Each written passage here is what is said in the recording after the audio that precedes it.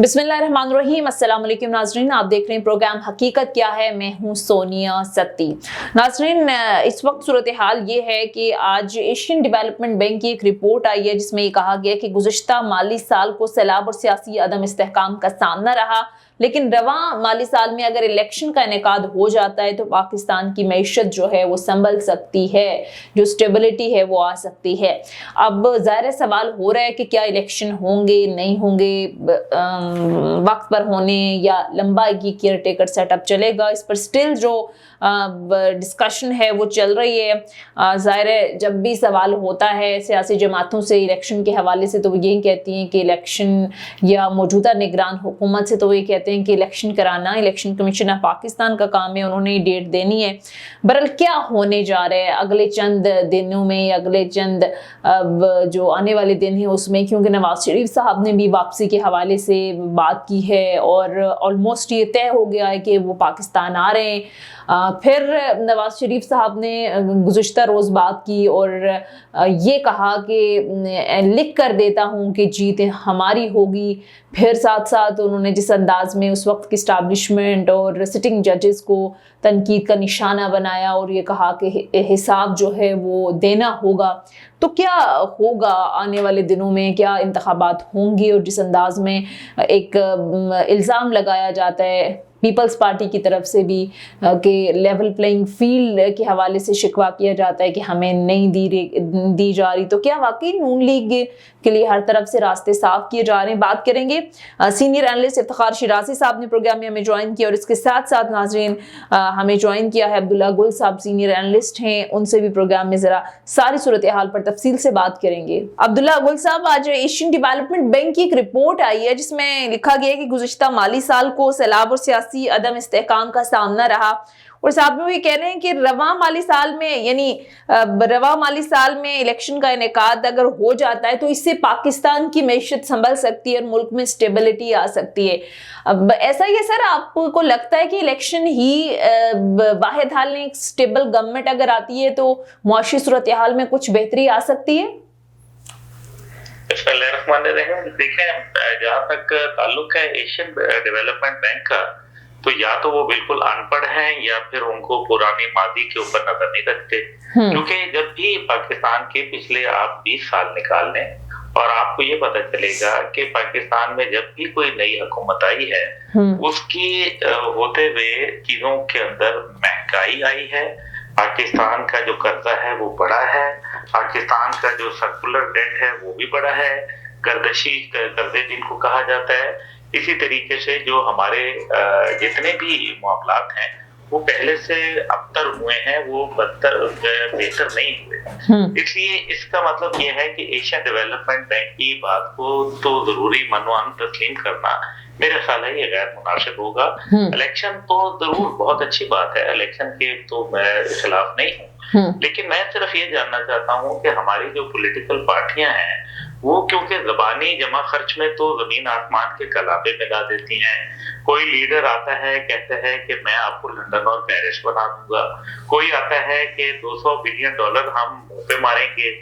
लेकिन नतीजा ये निकलता है कि आप, कोई कहता है कि हम कशकोल तोड़ देंगे, कोई कहता है हम IMF और वर्ल्ड बैंक पे जाने से बेहतर है खुदकुशी कर लें, लेकिन नतीजा बिल्कुल इसके ऑपोजिट होता है। यानी कि जो आवाम की राय है उसको मुकद्दम नहीं जाना जाता। असल बात यह है, मुद्दे के ऊपर आए, पाकिस्तान के जो मसाइल का हल है वो कर्जों में प्रॉब्लम नहीं है। कर्जे तो देखिए ना, आपका टेलीविजन ने भी लिया होगा, इसी तरीके से बहुत सारे कारोबारी लोग हैं जिन्होंने पाकिस्तान में इंडस्ट्री लगाई है और एक इंडस्ट्री से 10 इंडस्ट्रीज बनाई है, लेकिन कर्जा भी वापस किया और अपने प्रोग्राम जो कामयाब था, जो अपना बिजनेस था उसको भी कामयाब बनाया। लेकिन दूसरी तरफ यह है कि पाकिस्तान जो कर्जा लेता है वो वापस ही नहीं होता। क्यों नहीं होता? और पाकिस्तान रोज बरोज बदतरीन हालात का शिकार हो रहे हैं। उसकी वजह यह है कि हमारा रूल ऑफ लॉ नहीं है, कानून नहीं है, और गरीब को पकड़ लिया जाता है, अमीर को जो है प्रोटोकॉल दिया जाता है। और ये हम देखते आ रहे हैं कि जिसने 1000 की चोरी की उसको तो आप जेल कर देते हैं, लेकिन जिसने 1000 अरब की चोरी की उसको जो है आप बड़े से बड़े ओहदे के ऊपर जो है वहां बिठा देते हैं। तो ये जो रवैये हैं इनको आपको तब्दील किए बगैर, चाहे वो एशियन डेवलपमेंट बैंक है। तो सर ये कौन वैसे रवैये तब्दील कौन करेगा? सिस्टम में खराबी, ये तो ऑब्वियसली हम बड़ी डिस्कशन होती भी है। जिस तरह से आपने हमारे पॉलिटिशियन की मिसाल दी कि कोई भी जमात आती है वो बुलंदो बांग और बड़े बड़े दावे तो करती है, अवाम को सब बाग तो दिखाती है, लेकिन नतीजा अवाम के सामने है। तो फिर हल क्या है, क्या होना चाहिए? आपको क्या लगता है कौन संवारेगा मुल्क, कौन बेहतरी लाएगा? आप बहुत अच्छी बात आपने कह दी, क्योंकि जब तक आप जिस सिस्टम में रह रहे हैं, आप एक ऐसे गिलास के अंदर पानी डाल रहे हैं जिसके पेंदे में सुराख है। अब आप कहें कि जी मैंने तो पीछे से 2 बोतलें जो है वो डाल दी हैं तो गिलास नहीं भरा, तो गिलास तो कभी भी नहीं भरेगा, क्योंकि जिस पेंदे में सुराख है, और पेंदा कौन सा सुराख है? पाकिस्तान के पेंदे में जो सुराख है वो है करप्शन का, वो है लाकानूनियत का, वो है जहालत का, और वो है सिर्फ और सिर्फ ड्रामाबाजी का। हकीकत में ये है कि अब इस सारे चक्कर के अंदर जो हुक्मरान है वो क्यों अमीर हो रहे हैं, आम आदमी क्यों गरीब हो रहा है? क्या इस पे किसी ने सोचा? क्या वजह है कि हुक्मरान को अगर आप 1000 रुपए यूनिट कर दें बिजली का तो भी वो चल रहा है, क्या आप जो है वो पेट्रोल का 5000 रुपए लीटर कर दें तो भी वो चलेगा, लेकिन गरीब आदमी के लिए जो है वो बिल्कुल मुख्तलिफ आ रहा है।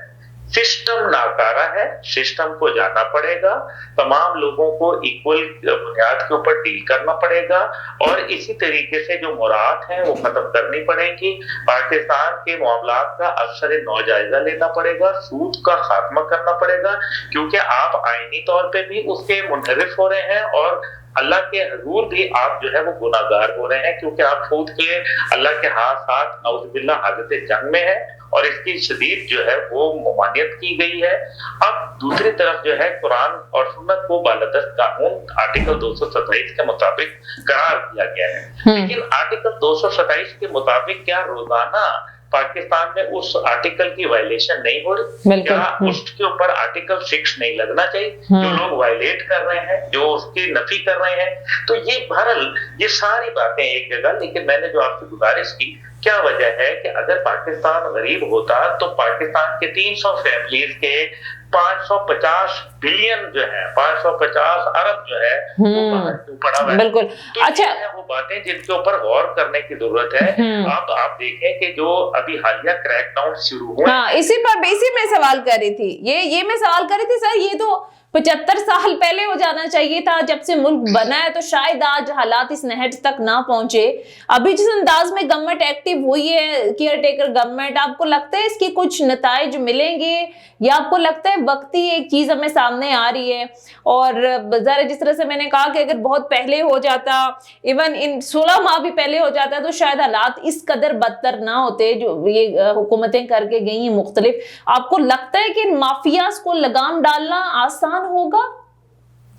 देखिए, मैं आपको बिल्कुल वादे बताना चाहता हूँ कि माफियाज को लगाम डालने के लिए आपको याद है कि पीटीआई की हुकूमत यही कहती रही कि हम लोग एक पेज के ऊपर हैं, अफवाज और हुकूमत, लेकिन उसके बावजूद जो है वो हम माफियाज के आगे मजबूर हैं। ये आपको बारहा उन्होंने कहा कि माफिया के आगे, तो आज फिर माफिया को कैसे नकेल डाली गई है? इसका मतलब है आपकी ख्वाहिश नहीं थी, क्योंकि जो माफिया थे वो तो आपके साथ खड़े थे, वो तो आपके एटीएम थे, वो तो आपके जो, अब ये जो कहा जा रहा है कि शुगर जो है वो चली गई, अफगानिस्तान एक्सपोर्ट हो गई, आटा जो है वो अफगानिस्तान चला गया, वो भाई मसला ये नहीं है, मसला ये है कि अफगानिस्तान भेजा किसने?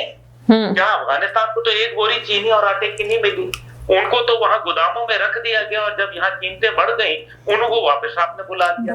ये 6 लोग हैं जो पाकिस्तान के 51% चीनी को कंट्रोल कर रहे हैं। आप इनके हाथ में हथकड़ी लगाएं, उसके बाद आप देखें चीनी की कीमत कैसे कम आती है। ये जो अरबों रुपया निकला, एक अभी रावलपिंडी का ही वाकया लेते, 40 अरब रुपया लॉकर में से निकला, किसी ने क्लेम भी नहीं किया कि वो पैसा हमारा है। आप मुझे बताएं कि एक फर्द वाहिद के पास से निकला है, आपके घर से या मेरे घर से नहीं निकला। फिर इसका मतलब यह है कि वो लोग कौन है जिनके पास इतना पैसा मौजूद है? बिल्कुल। काला धन कहाँ से आ रहा है? ये पाकिस्तान का ही पैसा है ना, तो इसका मतलब है कि यही लोगों ने, लेकिन अफसोस है कि हम अब भी जो है मैं बड़ा एक जुमला बोलता हूँ, आपके लिए भी गुजारिश कर दूं। एक तरफ वो बल्ला है तो आवाम की ही पुश्त के ऊपर पड़ रहा है, लेकिन हम कहते हैं हैंडसम तो है। दूसरी तरफ तीर अपने ही लोगों के सीने को छेद रहा है, लेकिन हम कहते हैं कि खाता है तो लगाता है और यारों का यार है। और तीसरी तरफ जो है शेर अपने लोगों को जो है चीर फाड़ रहा है, लेकिन हम कहते हैं कि जनाब शेर आया, खुदा का खौफ करें। क्या कर रहे हैं, इंसान बने, पाकिस्तान हमारा मुल्क है, ये इन जालिमों की जागीर नहीं है। इस मुल्क में बहुत पैसा है, इस मुल्क के अंदर अल्लाह ने मौसम दिए हैं, इसके अंदर हर किस्म की फसल फ्रूट होता है, इसके अंदर हर किस्म की मादनियात से माला माल है। मैं आपको अभी बताऊं, मैं थाईलैंड गया हुआ था, पाकिस्तान का एक जो ये ज़मुर्रद था वो वहां आया हुआ था। पता चला कि 3 करोड़ पाकिस्तानी के अंदर वो वहां से स्मगल होके आया और वहां मेरे सामने खड़े खड़े वो जो है $1 मिलियन यानी कि उस वक्त के 27 करोड़ रुपए में बिका। आप मुझे बताएं तो कहां खड़े हम? बिल्कुल ठीक, दुरुस्त बात कर रहे हैं आप। लेकिन मैं इफ्तिखार शिराजी साहब मेरे साथ मौजूद हैं, सीनियर एनालिस्ट हैं। बहुत शुक्रिया इफ्तिखार शिराजी साहब आपके वक्त का। सर, जिस तरह से अभी अब्दुल्ला गुल साहब भी बात कर रहे थे कि हर कोई अपनी लूट खसूट में मसरूफ है और अमीर अमीर से अमीर होता जा रहा है, गरीब गरीब से गरीब तर हो रहा है, हुक्मरानों के लल्ले ते लल्ले आपके सामने, तो फिर कौन संवारेगा सर मुल्क? इफ्तिखार शिराजी साहब, सर आप सुन सकते हैं? मुझे आवाज आ रही है? जी आप सुन पा रही हैं मुझे? जी जी जी सर, अगर सुन सकते, सवाल सुना है तो प्लीज इस पर कमेंट कीजिए। मेरा ख्याल में मुल्क को सबसे मिल के संभालना है, इसमें तो कोई दो राय नहीं है, लेकिन उससे पहले एक रियलाइजेशन होनी चाहिए कि हमने इस मुल्क को संभालने के लिए एक सीरियस एफर्ट करनी है और एक कलेक्टिव एफर्ट। मेरे ख्याल में माजी में गलतियां सबसे हुई हैं, लिहाजा आप ये नहीं कह सकते कि अफराद तो मुजरिम और अफराद नहीं है। मेरे ख्याल में सबको पहले इस बात का एतराफ करना चाहिए कि सारे आज इस न्याय में पाकिस्तान खड़ा है, इसमें सबने हिस्सा डाला और सबको कौम से बात करनी चाहिए और उसके बाद मेरे ख्याल में एक नई शुरुआत होनी चाहिए। कंफ्यूज हो रही है, गोया कि आप किसी एक को तो कहते हैं कि ये तो कौम का मुजरिम है, लेकिन जो पिक करने वाला होता है शायद उसके ऊपर भी उंगलियां उठ रही होती है कि आपका किरदार भी माजी में कुछ ऐसा रहा है। तो मैं समझता हूँ कि पिक एंड चूज की पॉलिसी को बंद करना पड़ेगा, सबको एक ही लाइन में खड़ा होना पड़ेगा और उसके बाद एक नई शुरुआत करनी चाहिए। इस मुल्क में बेशक बहुत पोटेंशियल है, लेकिन प्रॉब्लम ये है कि मुल्क के अंदर सिस्टम के अंदर कॉन्टिन्यूएशन नहीं है। मुसलसल अब पिछले 75 वर्षों में तजर्बात कर रहे हैं, कभी इस मुल्क के अंदर सदारती निजाम लेके आते हैं, कभी पार्लिमानी निजाम, कभी इस मुल्क में माशराओं की जरूरत कर देते हैं। तो अगर ये खेल चलता रहा तो फिर यही कुछ होगा जिसको हो रहा है कि हमें जब तक IMF से $1 अरब नहीं मिलेंगे हमारी मैशत आगे नहीं बढ़ेगी, हमारे ऊपर डिफॉल्ट के इल्जामात मंडाते रहेंगे। वही पड़ोस में आप देखें सरहद उस पार क्या हो रहा है।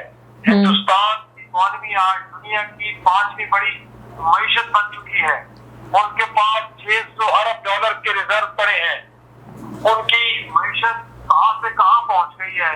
आज दुनिया की बहुत बड़ी बड़ी कंपनी वहां पे अपने प्लांट लगा रही है, अपनी टेक्नोलॉजी मुंतकिल कर रही है। आज हिंदुस्तान दुनिया को अपनी जंग डिक्टेट करवा रहा है। तो मेरे ख्याल में ये वही सेम खिता है, सिर्फ एक लकीर बीच में पड़ी है, तकसीम हुई है।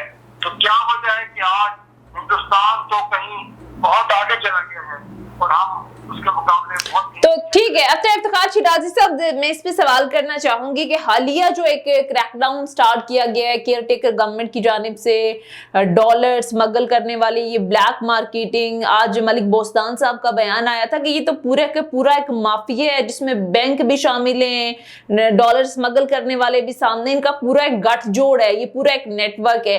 आपको लगता है कि इससे कोई फायदा पहुंच रहा है? आपको लगता है कि इसके लॉन्ग टर्म भी आगे असरात होंगे? मैं नहीं समझता कि आप छापों से और इस तरह के ऑपरेशन से और क्रैक डाउन के जरिए मुल्क को ठीक कर सकते हैं या उसकी मैशत को ठीक कर सकते हैं। वक्ती तौर पे जरूर इसका एक पॉजिटिव एक इम्पैक्ट है, लेकिन वो भी फिर एक थोड़ी सी देर के लिए है। और जब तक आप सिस्टम के अंदर मौजूद खराबियों को दूर नहीं करेंगे और उन लोगों को कि जो अब तक इन लोगों को प्रोटेक्ट करते रहे हैं, क्योंकि इस मुल्क के अंदर माफिया भी रियासती मशीनरी के बगैर नहीं ऑपरेट कर सकते। ये हो नहीं सकता कि जब तक उनको रियासती मशीनरी सपोर्ट न करे वो यहाँ पे ऑपरेट कर सके। तो मेरा ख्याल में इन छापों के जरिए इस काले धंधे में मुलव्वस लोगों को पकड़ना उनसे रिकवरियां काफी नहीं है, बल्कि उनको फैसिलिटेट करने वाले और उनको प्रोटेक्ट करने वालों को भी आपको पकड़ना पड़ेगा। अगर आज आप सरहदों पे चीनी की बोरियां ठीक है, ठीक है, पकड़ रहे हैं, सही है, पकड़ रहे हैं, हाँ, पहले इन डॉलर्स को चीनी की बोरियों को ले जाने की इजाजत देने वाला कौन था? ठीक है, मुझे उसके बारे में बताना पड़ेगा। ठीक है, पॉइंट एक पड़ेगा, सही सिस्टम चीज होगा। तो मेरा ख्याल में सही, इन चीजों पर एड्रेस करना है तो नीति के साथ करें और वंस फॉर ऑल करें। ठीक है, हर बार आपको क्या क्या जरूरत पड़ेगी। ठीक है। अब्दुल्ला गुल साहब, ये पॉलिटिकल इंस्टेबिलिटी का एक पूरा माहौल हमने देखा, जाहिर है इससे पहले भी अभी भी सूरत हाल ऐसी है कि लाख कोशिशों के बावजूद जो है वो मईशत संभल नहीं रही। IMF का जो एक दबाव है वो आपके सामने है, फिर पेट्रोल प्राइसेस जिस अंदाज में, महंगाई जिस अंदाज में बढ़ रही है, तो फिर आपको नहीं लगता कि इस सारी सूरत हाल के अंदर अवाम को रिलीफ देना वक्त की ज़रूरत है, अदरवाइज मामलात बहुत ख़राब हो जाएंगे। सिर्फ बिजली के बिलों की बात की जाए तो अवाम उनको लेकर जिस अंदाज में परेशान है वो सबके सामने है। आपको क्या लगता है, गवर्नमेंट की सारी सिचुएशन को काउंटर करने में कामयाब होगी? क्या वे आउट निकाला जाए? आपको सख्त मैयत देने पड़ेंगे। जहाँ तक एक बात है, ऑपरेशन ये ठीक है कि इससे वक्ती कुछ फवायद हासिल होंगे जो हम क्रैकडाउन चल रहे हैं, लेकिन क्या ये क्रैकडाउन नहीं होने चाहिए? क्या हकीकत ये नहीं है कि स्मगलर्स को, जखीरा अंदोजों को और चोरों को, बदमाशों को, उनको उनकी जगह दिखानी पड़ेगी? क्या मनीषात के कारोबार करने वालों के जगहों को मस्मार करना गलत बात है? तो मेरे ख्याल है कि ये बात तो बिल्कुल है। वो सर इफ्तिखार शिराजी साहब एक क्वेश्चन रेज कर रहे थे कि इन माफियाज को इतना मजबूत किसने किया? ये भी तो एक क्वेश्चन है ना कि इस माफिया को तो मजबूत जाहिर है उसी अशराफिया ने किया ना जो हुकूमत में होती है। जो हुकूमत की सरपरस्ती के बगैर, आप ये देखें ना कि जो आपको याद होगा कि जब दवाइयों की कीमतें 550% जो है PTI की हुकूमत में बढ़ा दी गई, यानी साहब जो थे उस टाइम के वजीर जो थे, तो फिर उनको वहां से हटाने के बजाय उनको दूसरी वजारत दे दी गई, तो सजा तो नहीं मिली। तो फिर यही मैं इसी तरह से नंबर ऑफ और चीजें हैं जिनके ऊपर बात की जा सकती है। अभी इसी के ऊपर बात कर रहे हैं। आपने बड़ा अच्छा सवाल पूछा था कि जी 16 महीने जो हमने जाया कर दिए उसमें 57.4% पाकिस्तानी रुपया जो था वो डीवैल्यू हो गया। अभी तक तकरीबन 10% मजीद डीवैल्यू हो गया है ये जो मौजूदा हुकूमत है। अब मौजूदा हुकूमत के पास कोई प्लान नहीं है। सुना है कि अभी 1 तारीख को मजीद इसके अंदर 30 रुपए पेट्रोल बढ़ा दिया जाएगा। आपके पास IMF और वर्ल्ड बैंक से छुटकारे का कोई इलाज नहीं है, एक ही तरीका है और वो ये है कि आप उनसे कहें कि जनाब हम आपका कर्जा जरूर देंगे, लेकिन 10 साल या 15 साल के लिए आप हमें हाथ न लगाएं। अगर आपने हाथ लगाया तो ठीक है, फिर हम मजबूर हो जाएंगे आपको बिल्कुल सूखा इनकार करने के, क्योंकि अब IMF और वर्ल्ड बैंक को क्या मालूम नहीं है कि गरीब आदमी में सकत नहीं है, वो बिजली का ये बिल नहीं दे सकता। आज हमारे घर के एक मुलाजमा जो है उसने बताया कि उसके घर पे 21,000 रुपया बिल आया है गज़ब खुदा का। वो 4 घर बेचारी खातून, एक बुरी औरत है, वो 4 घर करके कहीं 10,000 रुपए कमाती है। आप मुझे बताएं कि वो 21,000 रुपया बिल कैसे देगी एक बेवा औरत? तो मकसद यहाँ ये कहने का, उसके घर में AC भी कोई नहीं है और बिजली का अगर 21,000 या पानी की मोटर आएगा और फिर ऊपर से मजीद बढ़ा दिया जाता है कीमतें। हाँ, IMF वर्ल्ड बैंक आपको अफवाज के सामने तसादम करवाना चाहते हैं। ये जो निगरान हुकूमत है ये तो बोरिया बिस्तरा लपेट के चलती बनेगी। ये तो दुश्मन का प्लान है कि किसी सूरत फौज और अवाम का तसादम हो, चाहे वो 9 मई के हवाकियात पे हो, वो फौज के मुतालिक जो है नफरत अंगेज जो एक बयानिया है उससे बनाने पे हो, या वो चाहे किसी भी जमात की तरफ से। आपने देखा क्या मुस्लिम लीग ने फौज मुखालिफ बयानिया ना बनाया? क्या आज नहीं बना रहे? बिल्कुल बना रहे हैं। क्या इमरान खान के दौर में नहीं बना? क्या इसी तरीके से पीपल्स पार्टी ईंट से ईंट नहीं बजा रही थी? कि वो सारे तल्ख बातें हैं, लेकिन सख्ती से और कानून की बालादस्ती के बगैर आपको एक पेज पे आना पड़ेगा। आपको आईने पाकिस्तान और कानून पाकिस्तान के मुताबिक सख्त से सख्त फैसले करने पड़ेंगे, चाहे उसमें एस्टेब्लिशमेंट के लोग मौजूद हों, चाहे उसमें ब्यूरोक्रेसी के लोग मौजूद हों, हुकूमत मौजूद, ठीक है, बिजनेसमैन हो, आम आदमी हो, या या कोई जज हो, ठीक है, वो छोड़ना नहीं है। पॉइंट टेकन, आपने छोड़ हाँ दिया, ठीक है, फिर आप भूल गए, फिर आप ये सिर्फ ख्वाब ही देखते रहे। ठीक है, पॉइंट टेकन। इफ्तिखार शिराजी साहब, इलेक्शन के हवाले से क्या खबरें हो रहे हैं, नहीं हो रहे? आज कुछ इत्तलात मिल रही थी कि कुछ साफियों को ये बताया गया है कि इलेक्शन फिलहाल नहीं हो रहे और उस शिद्दत से सियासी जमातों की जानिब से डिमांड भी नहीं आ रही। आपको क्या लगता है सर, नवाज शरीफ साहब की ने भी वापसी के लिए पर तोल रहे हैं, एक बयानिया वो अपना सेट कर रहे हैं, वो उस वक्त की स्टैब्लिशमेंट के हवाले से नाम लेकर, सिटिंग जजेस का नाम लेकर जिस अंदाज में तनकीद हो रही है, आपको लगता है वो आएंगे वापस, हतमी फैसला हो गया है? और फिर जिस तरह से इल्ज़ाम लगाती हैं मुखालिफ सियासी जमातें कि बिल्कुल रास्ता उनके लिए साफ है, आप कैसे एनालाइज करेंगे सारी सूरत हाल को? देखिए, आपने इलेक्शन के हवाले से सवाल किया तो आईन पाकिस्तान तो चीख के ये कह रहा है कि जब असम्बलियां तहरीर हो जाए तो उसके 90 रोज के बाद इंतखाबात का होना लाजिम है।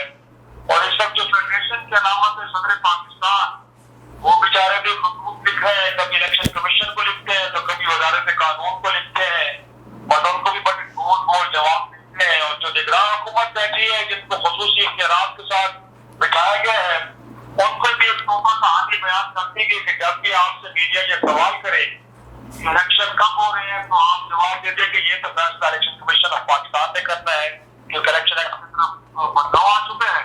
लिहाजा वो जब मुनासिब समझेगा तो करेगा। और साथ में जो पीडीएम की सरकार थी 16 माह की, उन्होंने जाते जाते इलेक्शन को इल्तवा में डालने के लिए जो बेहतरीन सामान मुयसर करना था वो कर दिया। गोया कि मुस्तक़िल मफादात कौंसिल का इजलास बुला के जो नई मरदमशुमारी थी उसके ऊपर मोहर लगा दें तो जाहिर सी बात है उसका एक जवाब तो बन गया है कि अब इलेक्शन को, क्योंकि नई हल्का बंदियां होगी, नई इंतखाबी फहरिस्तें बनेगी और उसके बाद ही जाके कई इलेक्शन होंगे। लेकिन दूसरी जाने हम देखते हैं कि वो जो इत्तेहादी थे अब एक दूसरे को इल्जाम दे रहे हैं।